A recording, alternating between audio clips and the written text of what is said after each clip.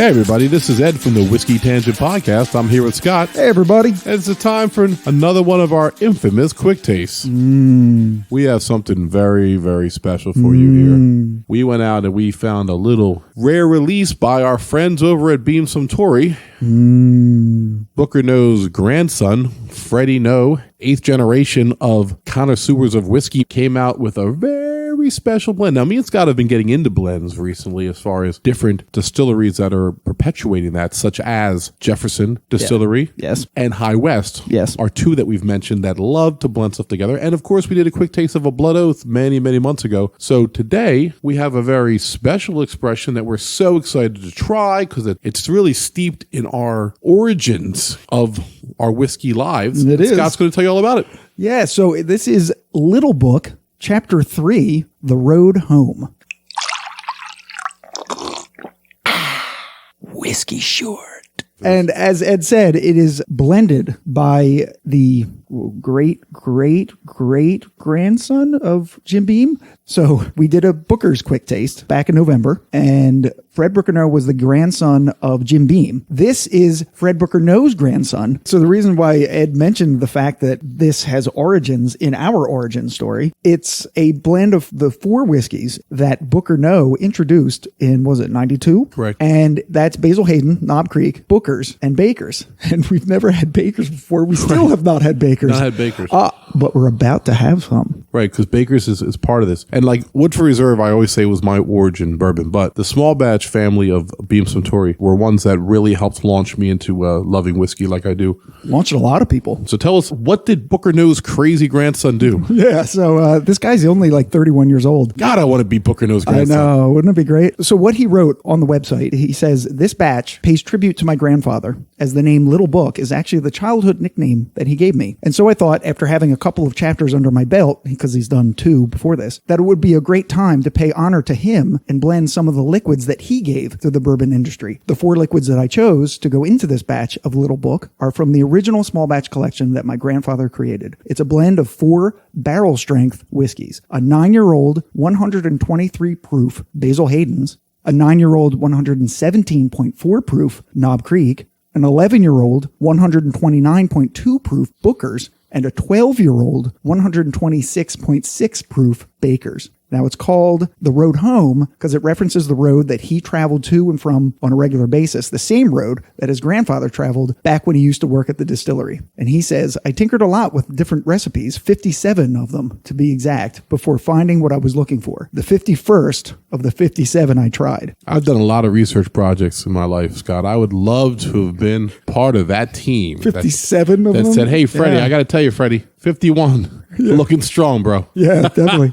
He ends this with, but I thought if someone is going to play with the liquids that my grandfather developed, they'd better produce a damned good blend. And I think we'll be the judge of that. Right. So, bitch, we spilled it. You got the overall match proof, rather? Yeah. Second one? Yeah, the overall proof is 122.6, and the mash bill that we came up with... Right, wait, there's a little story to the mash bill. So yes. The mash bill, 3 of the products have the exact same mash bill. Right, Booker's, Baker's, and Knob Creek. And Basil Hayden is a little different. So, yeah. Scott, what's the Booker's? So Booker's, Baker's, Knob Creek have 77% corn, 13% rye, and 10% barley. Right, now Basil Hayden is 63% corn, 27% rye, and 10% barley. Yeah. Now, because we just can't not be us, we had to try to figure out what the blending of these 4 were. Nerds. And so we looked at the mash bill being 122.6, and then we looked at what each was, with Basil Hayden being 123, Booker's 129.2, and then Baker's 126.6. We realized that only Knob Creek was available to pull it down below 123. Right. We had spreadsheets and everything, and we kind of figured out the basic proportion of the 4 whiskeys, and we came up with the final mash bill of the Little Book that is not published anywhere. No. We just sort of approximated. I guarantee you this is close. We came up with 74% corn, 16% rye, and of course 10% barley, because that stayed the same. Yeah. We figured out 40% Knob Creek, 60% would be, the other ones were like 20, 20, and 20. About, yeah. Roughly. I mean, we know it's not exact, but it's darn close. You know, I can't get Freddie No on the phone right now, or his son, whichever Freddie No it is. I'm confused. There's 3 of them. So Fred Booker No, he was a grandfather. He died in 2004. Then his son was also named Fred. Right. And he's the one who took over the Bookers. Right. He puts out the Booker's expression. Right. He's in And charge of that. this is Freddie No, the grandson. He's actually Freddie No the fourth, to make it even more confusing. Right. And I mean, once again, great family. And he just had a son this year. So maybe. Oh, did he name him Freddie? I don't know. But 30 years from now, I mean, better have. He might be making, I don't see how I'm going to be around in 30 years to enjoy it. But maybe someone listening right now will be alive in 30 years to see what Freddie No's child has created. Right. Okay. I think we have to taste it now. All right. We're going to taste it. First, we're going to do neat, smell. What are you getting? Anything? Yeah, it's sweet. It's really I can't really put my. Yeah, I'm not getting anything in particular. It smells strong. Maybe a little caramel. I mean, I'm getting the vanilla, caramel, the stuff that you normally get. Oh, wow. That's really interesting. It's a dense conglomeration of flavors. Holy crap. Oh, wow. This is so intense. The flavor of this, I actually need some water right now. Yeah. Yeah, give me a couple drops in there. That's really strong. Yeah. But yet, smooth. I mean, is it not smooth? Yeah, for 122, Oh, my God. it's crazy smooth. We often talk about here how I feel like a good whiskey finishes long. This finish is still finishing. As I'm talking to you, it's still in there.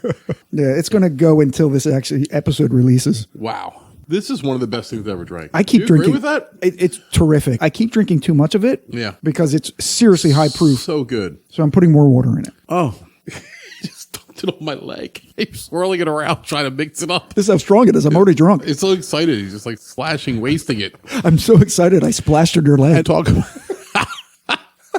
We should actually talk about the fact that we actually picked this up around the holidays. It doesn't last long. Here we are in February. I don't know that you're going to be able to find it anywhere, but if you do, I would definitely grab it. I mean, it was an uptick for us, no doubt, but at 125, when you figure a regular Booker's is around 85 anyway, he's not putting the screws to you. I saw one that I wanted to try. It was like a 15-year, but it was like $225. I just can't do that because I could get this and a bottle of Willet Rye and the pot still. Yeah. Also, I think you made the point when we did the Bookers. It's such high proof. You don't need a lot of it. You don't need a lot of this. You put 3 ounces of this on a globe and you sit down and if you get another one of them, your whole night has taken a sharp right turn to Happy Land. Yeah, I mean, you compare it to Basil Hayden, which is proof down to like 80. Right. And this is 122. I mean, that's like an extra half a drink. I think that's what we're sensing. Like sometimes when you get something you drink a lot of and you taste it in its barrel strength form, it's kind of foreign to you and you don't really like it. But I'm tasting all familiar flavors here.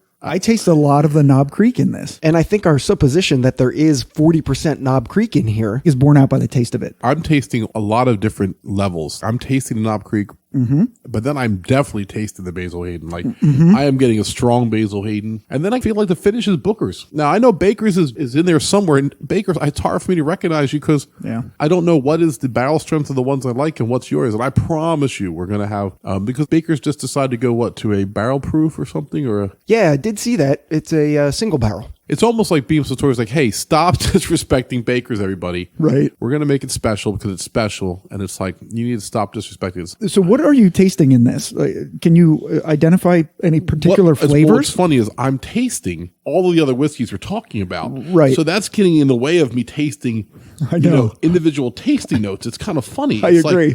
Like I'm like, oh, well, there's Basil Hayden and there's definitely Booker's finish. The vanilla and the caramel. Yeah, absolutely. And there's some spice going. There's a little. I was just about to say that. Some of the Basil Hayden, the higher rye, I'm tasting. Absolutely. I taste a little bit more than what we determined, which is a 74% corn heavy mash bill. I'm tasting a little bit more peppery than spice of that, but it might be the alcohol. I mean, we get confused on that sometimes. Yeah. Sometimes it's hard to determine where the spice is coming from, either from the rye or from the wood or from the alcohol flavor. Right. Okay. So from their website, the aroma, they simply have caramel, smoky barrel char, sweet baking spices, and vanilla. On the taste, they only have vanilla, char. Okay, they have dried apricot. Okay, that's different. With lingering oak. And the finish is lingering warm and sweet, layered with tones of oak.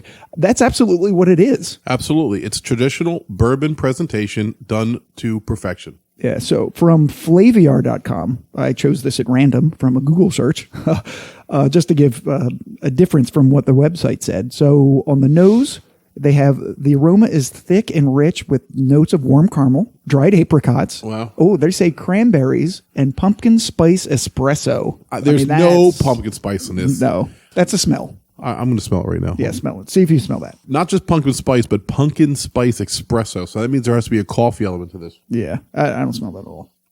Eh. Yeah. I'm going to put that sound effect in there. Exactly. The flavor, they say, this gorgeous dram has a great body and mouthfeel, caressing the palate with notes of stewed pears. Honestly, I don't think I've ever had a stewed pear. English toffee, I don't know the difference between English toffee and other toffee. Is that like a Heath bar? Hot oak, whatever that is. I got your hot oak right here, ladies. Yeah, damn. And toasted spice cake. I mean, I guess. Anyway, the finish is like adult candy. Not too sweet, warm, and comforting. 9.6 out of 10. I don't know what this guy wants the 10 to be. I guess nobody gets the 10, which is okay. If that's how you are, there's always room for improvement. I don't know what they could have done to make this better than what they tried to do, which is take 4 great barrel-proof expressions, they blended them together, and they made exactly what they wanted to. I mean, he tried 57 times, and this was the 51st out of the 57. Right. That's a lot of trial and error to get to this, which, if they tried 57 of them, I don't think they were going to get something better on the 58th. Right. Now, talk about his other ones. His first 2 chapters are completely different. Go ahead. So the first one was called The Easy, a blend of 4, a 4-year-old bourbon, a 13-year-old true corn whiskey, a 6-year-old 100% malt whiskey, and a 6-year-old high rye bourbon. Chapter 2 is called N-O-E, Simple Task, and it's a blend of a 40-year-old Canadian whiskey and a 13-year-old Kentucky Straight rye whiskey. I want to know what this 40-year-old Canadian whiskey is. 40. Right. That's very, very bizarre. That's crazy. And once again, we don't know the blending process. No, we don't know that. I mean, I could have ordered them online too, and I'm like, they're not speaking to me. They didn't speak to me. The little book, chapter 3, spoke to me because this is something that I love. All the products except Baker's, but I swear we're going to try it. We just haven't gotten around to it. We just haven't. Wait. We just drank 20%. Right. So I had a cool idea. I want to compare this to the Bookers. Right. So I got some Glencairns out, so let's try that. Yeah. So this is grandson versus grandfather and his dad, Because his father actually created this expression. And we should mention that the little book comes in a similar package. It's the exact same box, except it's stained black. Same bottle, too. The wax top. Mm-hmm. The seal is a little different. There's a little book seal on the bottom. The label is sort of askew, but you can definitely tell it comes from the same company. Oh, yeah. We have a tiny little bit left of the Bookers, and I can't think of a better way to finish it off. We've actually been milking this since September, and here it is February, and we're finally finishing it. Nice. This is the Booker's versus Little Book. All right, so that's interesting because I'm actually picking up what I taste from the Booker's in the Little Book. It's less of a traditional bourbon flavor that the Little Book has that this particular Booker's does not. This particular Booker's has a lot of like peanut brittle and stuff in it. We'll take a sip of the Little Book. Yeah, I mean, which do you like better? I think I like the Little Book a little better because there's a transition of flavors going on that ends with the Booker. Mm-hmm. The other one is just Booker. So for me, they are so close. God, I wish I could do this all day. I swear to God. Let's go back and forth. Let's get like a Knob Creek cast strength that just goes. Let's go back and forth with all of them. I can't even call this. They're different, and they're both outstanding. Why can't they just be that? Why can't we? They absolutely can. Everyone gets a medal. Everyone wins. Right. Everybody wins. It's a millennial whiskey taste. Especially Scott and I. We both have won. And here's the thing. Scott goes, look what I found. I clicked on it and bought it in like 4 minutes. Right. I sent him the picture. And then he texted me back a half an hour later. It's like, I bought it. With a picture of the receipt. And here's the thing. I went next door to my friend who I work with. I'm like, yo, you should buy this. He clicked on the same website I just bought it from 2 hours earlier. Mm-hmm. Sold out. Oh. Sold out. Wow. Now, while we're talking about that, there's a liquor store in Cherry Hill called Benash. Doug, the manager of their whiskey department. And he had 3 of the Little Books. So I got my friend to come up there and get it from him. So he got it. Oh, good. So if you're in the Cherry Hill area, if you're looking for a Honey Hole, which is a liquor store that has unbelievable things on stock. You learned something from your quiz key. That's right. First of all, they have an amazing selection on the shelves. And the shelves just like 6 deep bottles just thrown against the shelf. So like no organization. No, you have $100 bottles in Benash's that are like at an angle because they can't get shelves to like sit straight. Jesus. But every time I turn a corner, there's another end display of whiskey. and I look, and then the guy goes, yeah, but the real good stuff's with me, like in his back room. Like the little books were on the shelf. Took you to his back room. Yeah, I bought listen, he can molest me if he's going to give me the stuff he's giving me. He's like, hey, I just got Willett Family Estate Ryan. I'm like, you just the fuck you did. I'm like, give me one of them. And we wanted to get a Hill Rock for our Hill Rock episode that you all heard. He's like, oh, I got Hill Rock. So he gave me the Hill Rock. And then he's like, oh, well, wait, there's a Sagamore Double Oak. It's hard to find in our area up in Jersey. Like, got that. So if you're in the Cherry Hill area and you're a whiskey guy like me and you're looking for that stuff, then the stuff that everyone else doesn't have and you got to order online and take a shot, go to Benash, ask for Doug, and he'll set you up. Ed called me and said, I have 6 bottles of whiskey in my trunk. Can I come over and just put it in your apartment? Yeah. He's like, what have you done? What have you done this time? I'm able to do some extra overtime sometimes when I make some extra money. So I said, look, I made extra money. I bought whiskey. He's like, do you ever hear of savings? There's like savings accounts where you could put money into and have it later. I'm like, yeah, I worked extra just to get the whiskey. And I bought like $400 in whiskey. I don't think what the problem is. What are all these glasses here? There's so many. This would be your Booker's. That's my Booker's. And we're out of Booker's, so I need a little. Okay. This is the little book in a neat glass. And this was on ice, but it melted. Oh, let me try that. Yeah, so we're going to try the little book on what was the rocks, but now they've got it melted. Melted. But you know what? 122 proof. It's going to stand up. By the way, this has become an episode.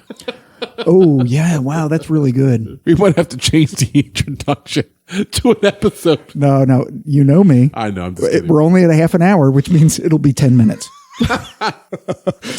Listen, I've been looking forward to doing this ever since we got this a couple months ago, and I was not disappointed. No. If you can find it, buy it. It's one of a kind. It is spectacular. I want to thank Freddie No the Fourth. Yes.